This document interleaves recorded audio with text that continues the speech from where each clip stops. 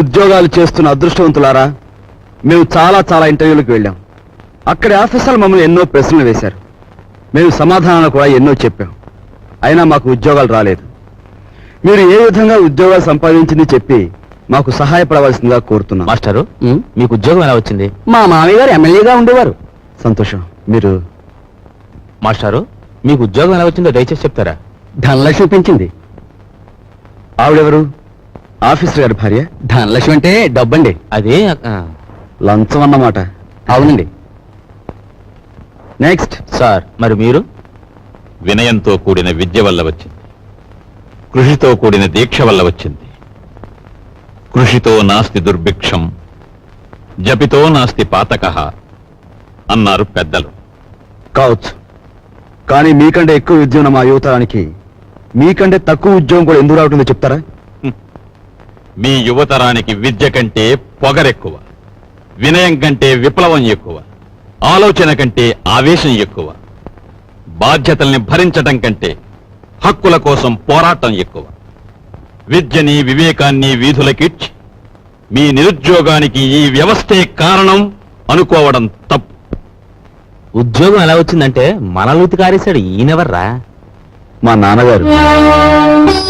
ఒకవేళ నీకేదైనా జవాబు తెలియదనుకో, అది కూడా వినయంగా చెప్పి తప్పకుండా తెలుసుకుంటాను సార్ అనాలి. రిక్షా అన్నట్టు ఇంటర్వ్యూ కార్డు జేబులో ఉందా? ఉంది నాన్న. నువ్వు పదవాలి. నాన్న కాదు. అలాగే పద. నువ్వు రావే. వస్తామ్మా. ఆ ఉద్యోగం రాక మరో ఇంటర్వ్యూ వస్తే అమ్మ శకునం మంచిది కాదేమోనని చెల్లెల్ని, ఆ చెల్లెలు కాదని ఇంకో చెల్లెల్ని, నాకు ఎదురొస్తే ఉద్యోగం రాదేమోనని మా బామ్మ కూడా పక్కకు తప్పుకుని, ఇలా ఒక్కొక్క ఇంటర్వ్యూకి ఎన్నో ఆశలు పెంచుకున్న మా వాళ్ళందరికీ వీడికి ఇక ఉద్యోగం రాదు అనే నిరసన భావంలోకి వచ్చేశారు. ఉదయం మా ఇంట్లో నన్ను చూసేసరికి సుప్రభాతం మరో రకంగా తయారైంది.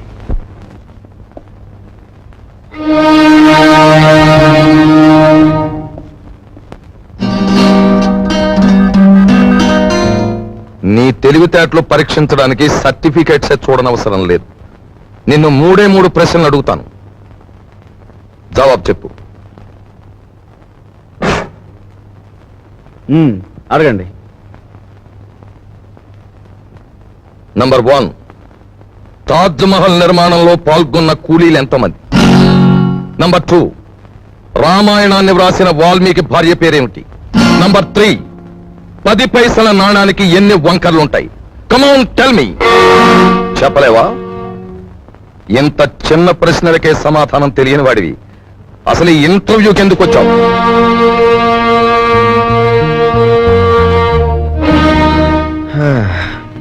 చెప్తాను.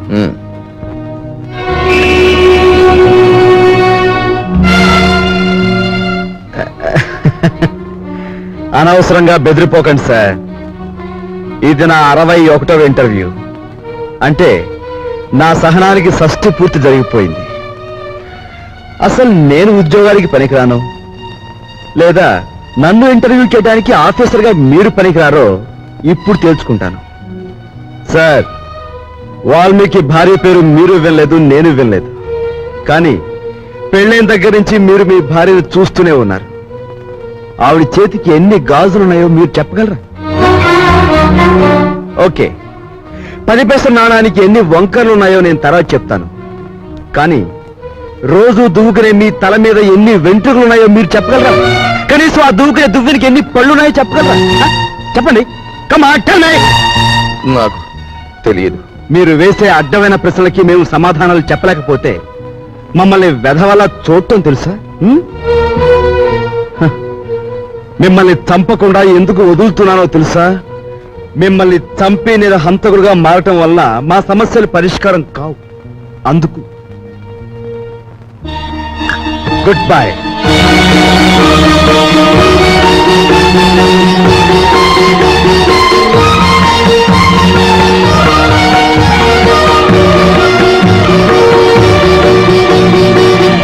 తమ్ముడు టిఫిన్ టైంకి ఎలా వస్తానాడు, ఇంకా రాలేదేమిటి?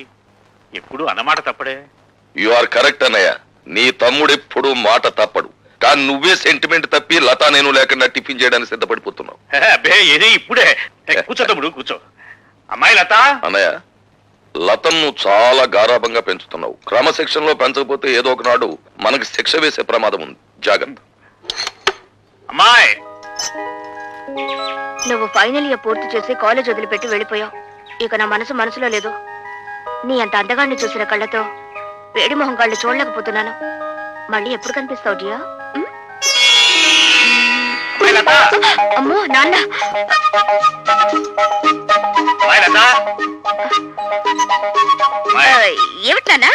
ఇంకేమిటమ్మా, అక్కడ టిఫిన్లు చల్లారిపోతున్నా, మీ బాబాయ్ వేడెక్కిపోతున్నాడు. నువ్వు తొందరగా రావాలి. బాబాయ్ వచ్చాడా? ఆ, వావ్, పద పద. హలో, ఉన్నారండి? ఒక్క నిమిషం. ఎవర్రా? ఎవరో మినిస్టర్ గారంటండి. మినిస్టర్ గారా? హలో, నమస్కారం అండి. ఫోన్ లో కూడా లేచి మాట్లాడాలా? చెప్పండి సార్. అదేనయ్యా, మన సదానందం లేడు, కాంట్రాక్టర్ వచ్చి వాళ్ళ బామ్మర్ది పేరుస్తాడు. రేపు ఇంటర్వ్యూ ఉంటుంది కదా, ఆ కుర్రని సెలెక్ట్ చేయి. అతనికి బొత్తిగా మెరిట్. మెరిట్ మెరిట్ ఉన్న వాళ్ళకి ఉద్యోగం ఇస్తే మనం చెప్పినట్టు ఎందుకు వింటారయ్యా? అతను సెలెక్ట్ చేయి. అలాగే సార్, అలాగే. ఎవరన్నయ్య? మినిస్టర్ రాజశేఖరం గారు ఆ సదానందం గారి బావమరిదికి ఉద్యోగం ఇమ్మని ఫోన్ చేశారు. ఇచ్చేస్తున్నావా? పదవిలో ఉన్న వాళ్ళ మాట వెనక తప్పదు కదా. చిచ్చి, నీతో టిఫిన్ చేయడం నాదే బుద్ధితో. తమ్ముడు, అరే నువ్వు ఉండు బాబాయ్. నానేమన్నా తెలుతో కూడా ఎవరికి పడితే వాళ్ళకి ఉద్యోగం వచ్చాడు. మోసగాడినైనా నమ్మొచ్చు కానీ పిరికివాడిని నమ్మకూడదు. ఏం చేద్దంటే భయంలో వాళ్ళు ఏమైనా చేసేస్తారు. ఉండు డాడీ, నేను ఉపాయం చెప్పనా? మెరిట్ లో నెంబర్ 1 కుర్రాడిని చూసి ఉద్యోగం ఇచ్చేయండి. మంత్రి గారు ఏమిటిలా చేశామని అడిగితే నాకు మతి మరపు ఎక్కువ, మీరు చెప్పిన కుర్రాడి పేరు అదే అనుకుని ఇచ్చేసానని బికమం పెట్టేయండి, సరిపోతుంది. ఏ అలా చేస్తావానయ్య? చేస్తావా లేదా చెప్పు. ఒప్పేసుకోండి. చేస్తానులే, చేస్తా. Good morning. Good morning.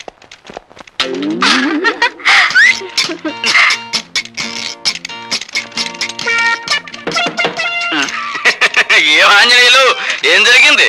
You don't worry sir, just call జారిందంటే. ఏం లైలా, నీ టేబుల్ దగ్గర ఏమన్నా తెలుగు ఐస్కంతం పెట్టావా?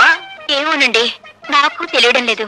సరిగ్గా నా టేబుల్ దగ్గరికి వచ్చేసరికి అందరికి పెన్నులు, పెన్సిళ్ళు, ఫైల్స్ జారిపోతుంటాయి. వీరికి ఏకంగా కాలే జారినట్టుంది. దేవ గారు, నేను సొంతం పెట్టాల్సిన ఫైల్స్ ఏమైనా ఉంటే పారండి, గీకోవాల్సిందే. గీక్కోవాల్సిందే. అదేంటి? I convey my heartly condolences. Condolences for what? పెద్దడు ఎవరైనా పోయాడా? లంచాలు తెచ్చిపెట్టే బంగారు బాతు లాంటి నీ సీటుకు ఈకలు పీకుతున్నారు. అదేంటి? బయట ఇంటర్వ్యూలు జరుగుతున్నాయి. నిలబడి ఉండడం నాకు అలవాట్లేదు, ఏమనుకోకండి. బాబు, మీరు రాజశేఖరం గారి తాలూకే కదూ? యా, సీరియడ్ కాల్స్ వచ్చా?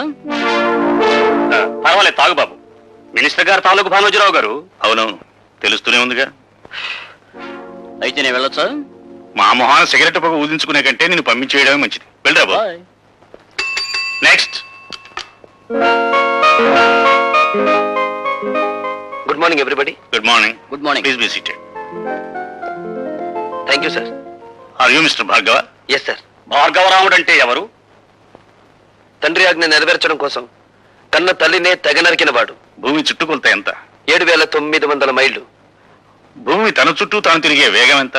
గంటకి 1000 మైళ్ళు. ప్రపంచంలో ఇప్పుడు పేరు పొందిన ఫుట్బాల్ ఆటగాడెవరు? Diego Maradona. ఇంజనీర్ బాధ్యతలు ఏమిటి? స్వార్థపరుడైతే దేశానికి వెన్నెముక లాంటి ప్రాజెక్టులను కూల్చివేయడం, నిస్వార్థపరుడైతే వాటిని నిలబెట్టడం కోసం తనుకూలిపోవడం. మొదటి ప్రపంచ యుద్ధం ఎందుకు వచ్చింది? ఒక డాక్టర్ నిర్లక్ష్యం వల్ల. 1887వ సంవత్సరంలో ప్రిన్స్ ఫెడ్రిక్ కంఠానికి ఎడమ వైపున క్యాన్సర్ వ్యాధి సోకింది.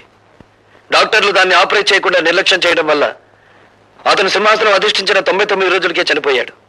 ఆ తర్వాత రాజకాంక్ష ఉన్న అతని కొడుకు కైజర్ రాజు కావడం వల్ల, అతను యుద్ధకాంక్ష గలవాడు, జ్ఞానశూన్యుడు కావడం వల్ల మొదటి ప్రపంచ యుద్ధం మొదలైంది.